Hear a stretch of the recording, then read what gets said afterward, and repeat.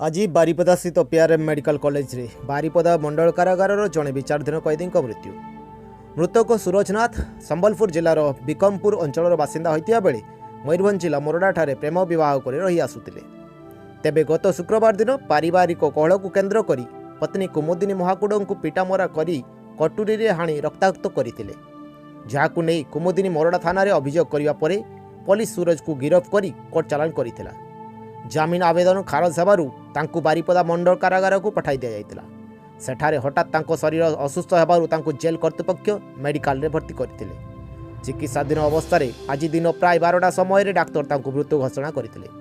तेबे सूरजर मृत्यु को नहीं संदेह प्रकाश करी आलोचना होतिया बेले सूरज को पुलिस केतेबेले जेल कर्तृपक्ष को हस्तांतर करथिले तार सीसीटीवी फुटेज जांच करागले प्रकृत चित्र सामना को आसीबा नहीं विभिन्न महल रे चर्चा जोर जोर।